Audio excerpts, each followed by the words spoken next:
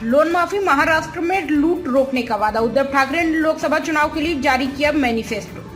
महाराष्ट्र के पूर्व सीएम उद्धव ठाकरे ने गुरुवार को पार्टी का घोषणा पत्र जारी करते हुए कहा कि केंद्र में इंडिया गठबंधन सरकार आएगी, उसके बाद महाराष्ट्र में गठबंधन की सरकार आएगी, उसके बाद हम और अधिक मजबूती से महाराष्ट्र का गौरव हासिल करेंगे। उन्होंने कहा कि हम इंडिया गठबंधन में एक घटक दल के रूप में तत्कालीन राष्ट्रपति प्रणब मुखर्जी के पास गए थे।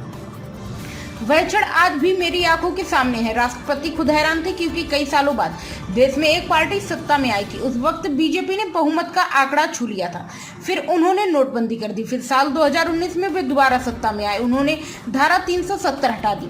हम तब भी उनके साथ थे, लेकिन अब उनकी क्रूर चाहत सामने आ गई है। वे क्रूर बहुमत चाहते हैं ताकि वे देश के संविधान को बदल सके, देश में लोकतंत्र की हत्या कर सके। यह उनके सपने का खुलासा है।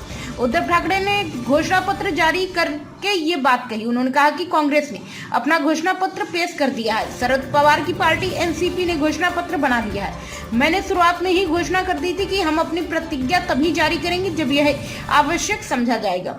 शिवसेना की ओर से हम प्रतिज्ञा जारी कर रहे हैं। उद्धव ठाकरे ने कहा कि मुझे इस वचना महाराष्ट्र में बनेगी गठबंधन की सरकार। उन्होंने कहा कि एक खोखली डबल इंजन सरकार गठबंधन सरकार को धोखा देकर महाराष्ट्र को लूटने की योजना को अंजाम दे रहे हैं।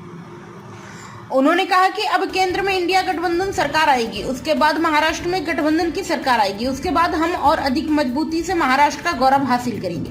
हम गुजरात से कुछ भी नहीं छीनेंगे, हर राज्य को सम्मान देंगे। हम सभी राज्यों को वही देंगे जो उन्हें चाहिए, लेकिन आइए महाराष्ट्र में एक नया वित्तीय केंद्र स्थापित करें ताकि हम युवाओं को रोजगार के अवसर प्रदान कर सकें। माँ की शुरुआत में उद्धव ठाकरे बाला साहेब ठाकरे की कहने की जरूरत नहीं। मैं शिवसेना की ओर से जनता से आशीर्वाद देने का अनुरोध करता हूँ।